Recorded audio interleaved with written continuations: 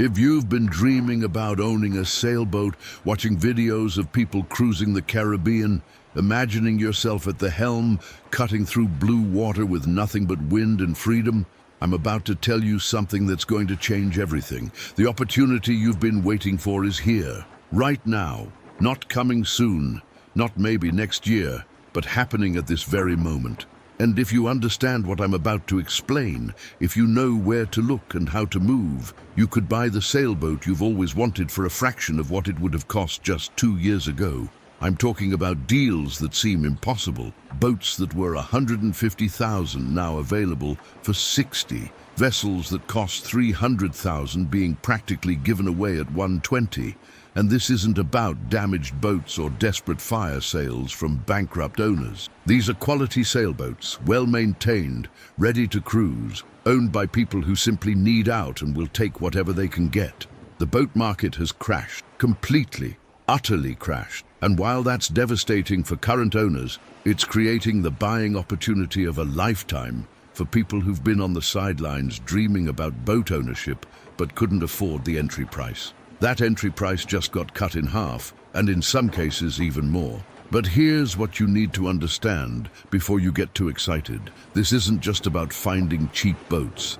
Anyone can scroll through listings and see the prices dropping. What I'm going to show you is how to navigate this crashed market strategically, how to identify the real deals versus the traps, how to negotiate when sellers are desperate but still trying to salvage some dignity, how to avoid the boats that are cheap for a reason, and most importantly, how to position yourself to actually succeed as a boat owner when so many people are failing.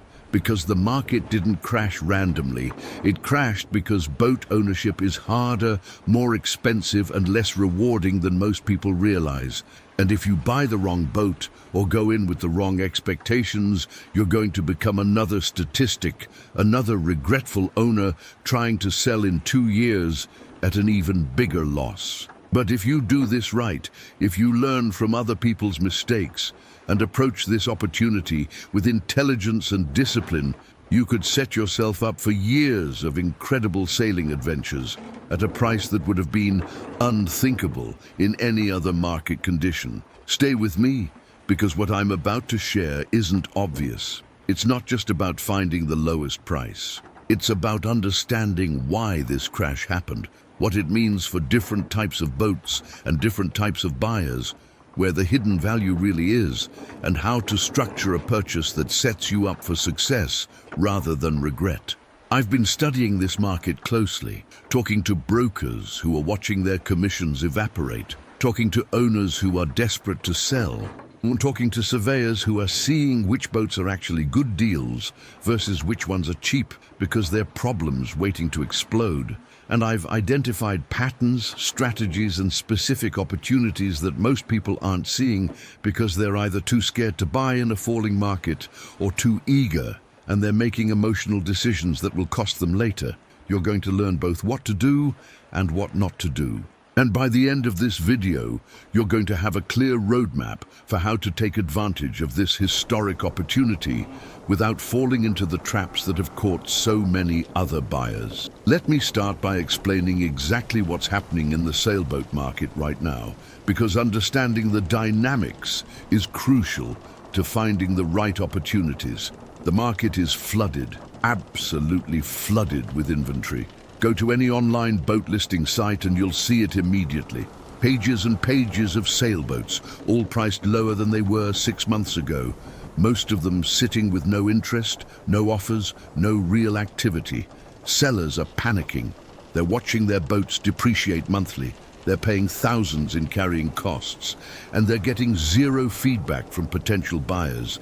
The silence is deafening, and it's breaking people psychologically. They thought their boats were worth a certain amount. They've been telling themselves stories about value, about what someone will pay, about how their boat is special, and the market is crushing those delusions one day at a time. Reality is setting in, and reality is brutal.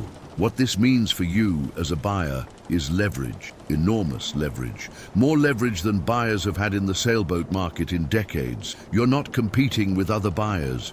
You're not in a bidding war. You're not rushing to make a decision before someone else snatches the boat. You're in the power position, able to take your time, to shop carefully, to negotiate hard, to walk away if the deal isn't right. And sellers know this. They can feel the power dynamic has shifted completely. They're the ones who are desperate now, the ones who need to make something happen. And desperation creates opportunity. Not in a predatory way, but in an honest market way. When supply vastly exceeds demand, prices fall until equilibrium is reached. We're watching that happen in real time. And the buyers who understand how to operate in this environment are getting deals that will look brilliant 5 years from now, when the market has stabilized and boats are worth more than they are today. But here's the critical insight that most people are missing.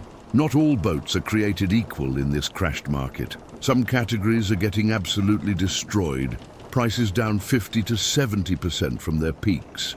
Other categories are holding up relatively better, maybe down 20 to 30%. And understanding which is the difference between getting an incredible deal and buying someone else's problem. Large cruising sailboats, we're talking 45 feet and up, these are in free fall. The market for them has completely collapsed. The costs of owning and operating a large boat are so high that even at dramatically reduced prices, buyers are walking away. These boats require significant sailing skill to handle. They need expensive maintenance. Marina fees for boats this size are brutal.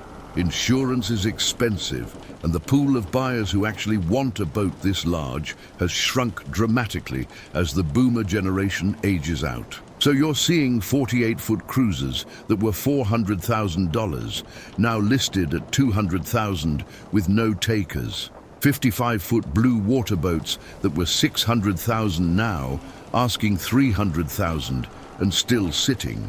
Now, does that mean you should avoid large boats? Not necessarily. If you're an experienced sailor, if you have the budget for the operating costs, if you have specific plans for extended cruising or living aboard, a large boat at these prices could be an incredible opportunity. You're getting 50% off a vessel that will serve you well for decades if you maintain it properly. But you have to go in understanding that these boats are cheap for a reason. The market is telling you something. It's saying that for most people, boats this large are more burden than blessing. So if you're buying one, make sure you're not most people. Make sure you have the experience, the budget, and the commitment to actually use and enjoy it. Because if you don't, you're going to be the next desperate seller in 2 years, trying to unload it for even less than you paid. On the other end of the spectrum, smaller boats in the 25 to 35-foot range, these are holding value relatively better. They're still down from peak prices. You can definitely get deals, but they're not in free fall like the larger boats. Why? Because smaller boats are accessible. They're easier to sail, easier to dock, easier to maintain. The costs are manageable for middle-class boat owners. You can keep a 30-foot boat in a marina for reasonable money. You can maintain it yourself if you're handy. You can trailer it in some cases, which saves massive money on storage. The market for smaller boats is more stable because there's broader demand. More people can afford to own and operate them. More people can handle them skill-wise, so prices are more supported. This means the deals aren't as dramatic, but it also means you're buying into a more stable segment. When you eventually sell, you'll have an easier time finding a buyer. Here's my recommendation for most first-time buyers or people who haven't sailed extensively. Focus on the 32 to 38-foot range. This is the sweet spot right now. Boats large enough to be comfortable for weekend cruising, small enough to be manageable and affordable to operate. And in this range, you're finding excellent boats at prices that are down 30 to 40% from peak. A well-maintained 35-footer that was $140,000 2 years ago, you can find for $80,000 or $90,000 now. That's a significant discount, but not so dramatic that you should worry about the boat being fundamentally flawed or the market segment being dead. You're getting value without buying into a disaster. Now let's talk about how to identify which boats in this crashed market are real opportunities versus which ones are traps. Because cheap doesn't always mean good deal. Some boats are cheap because they're cheap, and buying them will cost you more in the long run than buying a more expensive boat that's actually solid. The first thing you need to look at is why the boat is being sold. You can usually get a sense of this from the listing and definitely from talking to the broker or owner. Are they selling because of life changes, relocation, health issues, financial pressure from carrying costs? Those are legitimate reasons that create opportunity for you. The boat isn't fundamentally flawed. The owner just needs out. These are the sellers you want to work with. They're motivated, they'll negotiate, and they'll likely be honest about the boat's condition because they want to make a deal and move on. But if the listing is vague about why they're selling, if the owner seems evasive or defensive, if there are hints about ongoing issues or recent problems, be very careful. Some sellers are trying to unload boats that have significant issues. Maybe there's osmosis in the hull. Maybe the engine is on its last legs. Maybe the rigging needs complete replacement. Maybe there's electrical problems throughout. They're hoping to find a naive buyer who's excited about the low price and won't do proper due diligence. Don't be that buyer. The money you save on the purchase price will get eaten up 10 times over by the repairs and problems you inherit. In a crashed market like this, you can afford to be picky. There are plenty of good boats at good prices. You don't need to buy a problem. The second thing to look at is maintenance history. A boat that's been properly maintained with documentation to prove it is worth significantly more than a boat with unknown or spotty maintenance. Even if both boats look similar on the surface. Sailboats require constant attention. The rigging needs to be inspected and replaced on schedule. The engine needs regular service. The hull needs to be checked for issues. The sails need care. The electronics need updating. A boat that's been maintained by a conscientious owner who kept records and did things right, that boat will serve you well. A boat that's been neglected, even if it looks okay now, is going to start having problems, and those problems will compound. One system failure leads to another. Deferred maintenance is a debt that eventually comes due, and you'll be the one paying it. So when you're looking at boats, ask for maintenance records. Look for oil change receipts, rigging inspection reports, haul-out records, documentation of upgrades and repairs. A seller who can provide this information is a seller you want to work with. The third thing, and this is critical, is to get a thorough survey before you buy. I know surveys cost money, usually $1,500 to $3,000, depending on the size of the boat. I know you're trying to save money, and the survey feels like an unnecessary expense when the boat looks good. But I promise you, a good survey will either confirm you're getting a solid boat, or it'll save you from a disaster. Surveyors know what to look for. They know how to spot problems that aren't visible to untrained eyes. They understand the systems. They know the common failure points. They can assess whether issues are minor or major. And in this market, where sellers are desperate and some are trying to hide problems, a survey is your protection. It's your objective assessment of what you're actually buying. Don't skip it. Don't try to save that money. It's the best money you'll spend in the entire buying process. Now let's talk about negotiation strategy, because this is where you can really capitalize on the market conditions if you know what you're doing. Remember, sellers are scared and desperate. They're watching their boats lose value every month. They're bleeding, carrying costs. They're getting no interest, no offers, nothing but silence. When you show up as a serious buyer with the ability to close a deal, you have tremendous leverage, but you need to use that leverage intelligently, not aggressively. There's a right way to negotiate in this market and a wrong way. The wrong way is to lowball aggressively, to come in at 50 or 60% of asking price, trying to steal the boat. That might work occasionally with truly desperate sellers, but mostly it'll offend people and shut down the negotiation. Even desperate sellers have pride. They don't want to feel like they're being taken advantage of. They want to feel like they're getting a fair price given market conditions, even if that price is much lower than they hoped. The right way is to do your homework first. Research comparable boats. See what similar boats have actually sold for. not what they're listed at. Build a case for what the boat is realistically worth in today's market. Then make an offer that's below asking, but within the realm of reasonable, maybe 20 to 30% below, asking if the boat is priced optimistically, 10 to 20% below if it's already priced pretty fairly. And present your offer with rationale. Show the seller the comparable sales. Explain that you've done your research and this is what the market is actually bearing. Be respectful but firm. Make it clear you're a serious buyer who can close the deal, but you're only going to pay fair market value. This approach works because you're giving the seller cover. You're not insulting them. You're showing them that market conditions have changed and your offer reflects reality, not your attempt to take advantage of them. And be prepared to walk away. This is crucial. You have to be genuinely willing to walk away if the seller won't negotiate reasonably. Because there are other boats. Lots of other boats. If this deal doesn't work, you'll find another one. But if you're desperate to buy this specific boat, if the seller senses that you'll pay whatever it takes, you lose your leverage. The willingness to walk away is your most powerful negotiating tool. Use it, and often, when you walk away, the seller comes back a few days or weeks later more willing to negotiate because they realize buyers with cash who are ready to close are rare, and letting one walk away was a mistake.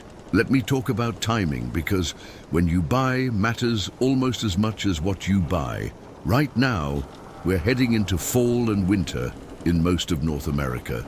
This is traditionally the worst time to sell a boat because nobody wants to buy something they're immediately going to have to winterize and store for 6 months. Sellers know this. They're panicking because if they don't sell before winter, they're stuck paying for storage, winterization, insurance, all those costs for another year. This gives you as a buyer maximum leverage. If you can buy now in the fall, you're catching sellers at their most desperate. They need out before haul-out time. They need to avoid those winter costs. They'll negotiate more aggressively than they would in spring when the season is starting and hope is renewed. But here's the catch. If you buy in fall, you're also buying something you can't immediately use. You're going to have to store and winterize it too. So you need to factor that into your offer. The seller might be covering some of those costs as an incentive, or you need to negotiate a price that accounts for the fact that you're buying off-season. But the advantage is that you're buying at maximum discount, and when spring comes, you'll have a boat ready to go, while other people are just starting to shop and finding that prices have firmed up a bit as demand returns. So fall buying can be smart if you're patient and you're thinking long-term. You're sacrificing immediate gratification for better pricing. Spring is when most buyers shop. The weather's improving, people are thinking about summer, boats look appealing sitting in the water with sun shining. Sellers have renewed hope that this is the season their boat sells. They might be less willing to negotiate aggressively early in the season because they think they have time. But as spring turns to summer and their boat still hasn't sold, and they realize another season is slipping away, they get more desperate again. So if you're shopping in spring, you might want to wait until mid to late spring, when sellers who thought they'd get quick sales are realizing they won't. That's when you get your negotiating leverage back.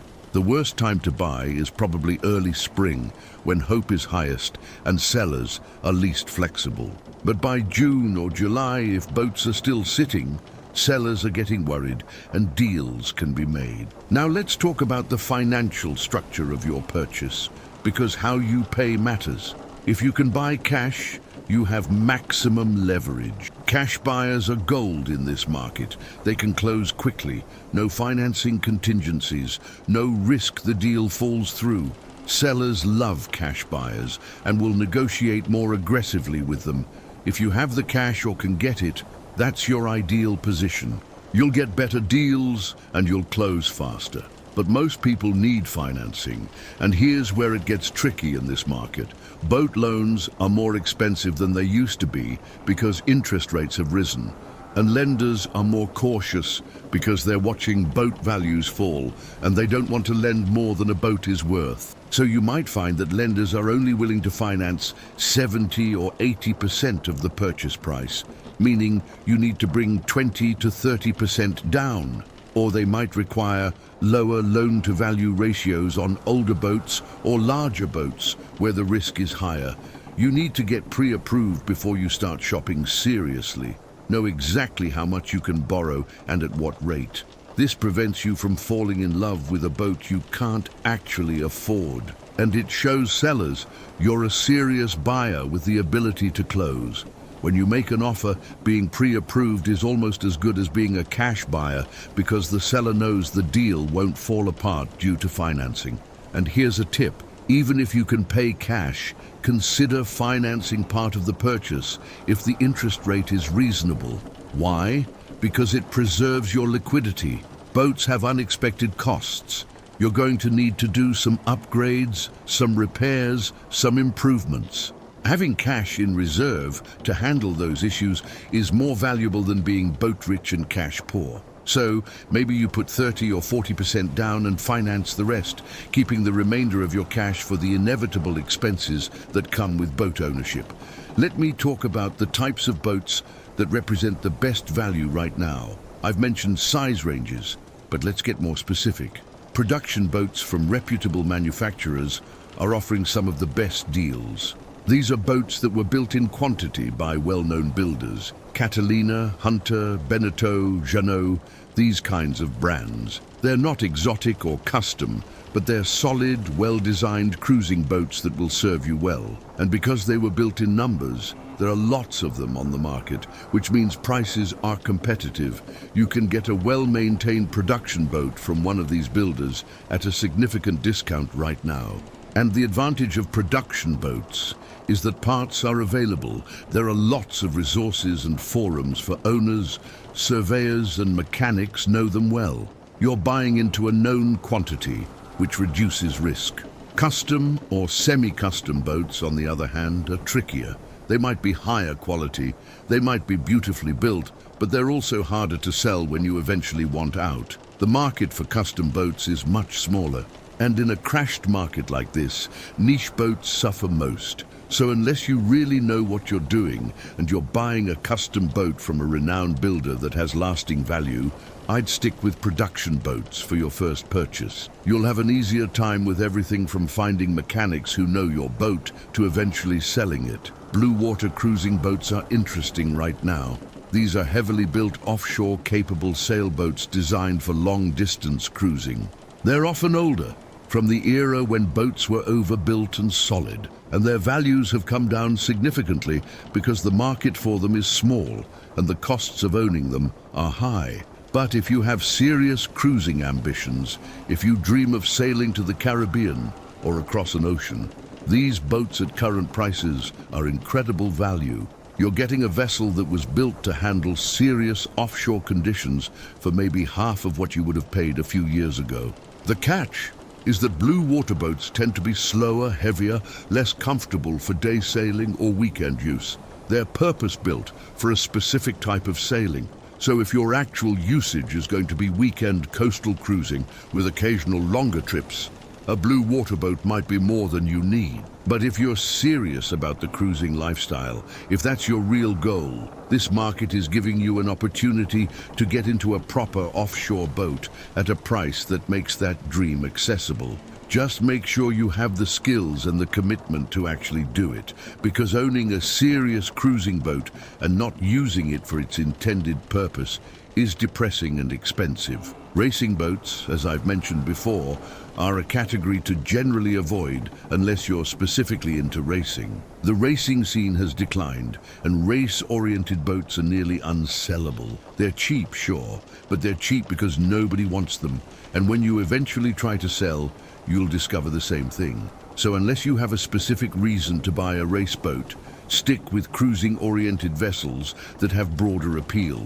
Let's talk about what you need to budget beyond the purchase price, because this is where a lot of new owners get in trouble. They buy the boat and think they're done spending money, Then reality hits. First, you need to budget for the survey and the purchase process itself. Survey, sea trial, documentation, registration, these costs can add up to a few $1,000s. Then there are immediate costs. You'll probably want to do some upgrades or improvements.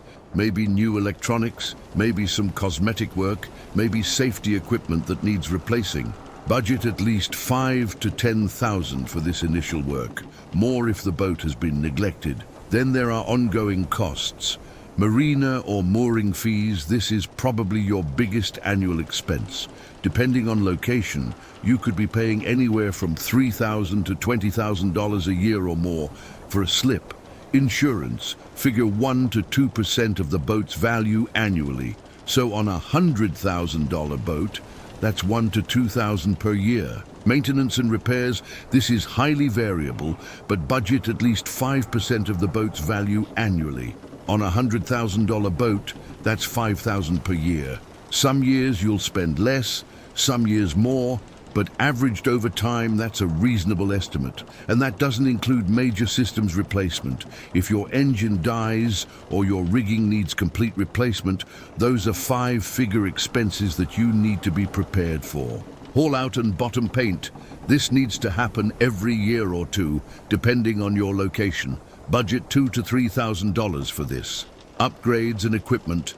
Boats always need stuff. New lines, new sails eventually. Electronics upgrades, safety gear. Budget at least $2,000 per year for this. When you add all this up, you're looking at somewhere between $15,000 and $30,000 per year in total ownership costs for a moderate-sized cruising sailboat. That's a lot of money. And you need to be honest with yourself about whether you can afford that comfortably, not just technically, but comfortably, without stress. Because here's what kills most boat owners. They stretch to buy the boat. They tell themselves they can afford the ongoing costs. But then the costs are higher than expected, or life circumstances change, or they're just not using the boat enough to justify the expense. And suddenly the boat goes from being a source of joy to a source of stress. They start resenting the marina fees, the maintenance, the whole thing. And that's when boats go back on the market with listings that say, lightly used, and owner has no time. Don't be that person. Buy a boat you can afford to own comfortably, not a boat you can barely afford to buy. The market will give you plenty of options at every price point right now. Choose wisely based on your actual financial situation and your actual usage patterns, not your optimistic projections of both. Here's my final piece of advice, and this might be the most important thing I say in this entire video. Buy for the sailing you'll actually do, not the sailing you dream about doing. Most people buy too much boat. They imagine extended cruises, long passages, living aboard for months at a time, so they buy a big, capable boat that can handle all of that. But then their actual usage is weekend day sails and occasional week-long trips. The boat is massive overkill for what they actually do, and it costs them exponentially more to own and operate than a smaller boat that would have served their actual needs perfectly. Be ruthlessly honest about your actual sailing plans. Where will you sail? How often? For how long? With how many people? What's your skill level? What's your physical capability? A smaller, simpler boat that you'll actually use every weekend is a far better purchase than a larger, more capable boat that intimidates you and sits unused. And in this market, you can get a fantastic, smaller boat for a price that makes ownership genuinely affordable and stress-free. The boat market crash is creating opportunity, real significant opportunity for people who've been dreaming about sailing but couldn't afford entry. That opportunity is here now. Boats are available at prices that won't last forever. Eventually, the market will stabilize, values will firm up, and these deals will be gone. But that doesn't mean you should rush in blindly. Take your time, do your research, get clear on what you actually need versus what you think you want. Find the right boat at the right price, get it properly surveyed, negotiate intelligently, structure your purchase wisely, and go in with realistic expectations about the costs and commitment required. If you do all of that, if you approach this opportunity with intelligence and discipline, You can buy your dream sailboat for pennies on the dollar and set yourself up for years of incredible adventures on the water. The opportunity is real. The question is whether you're ready to seize it the right way.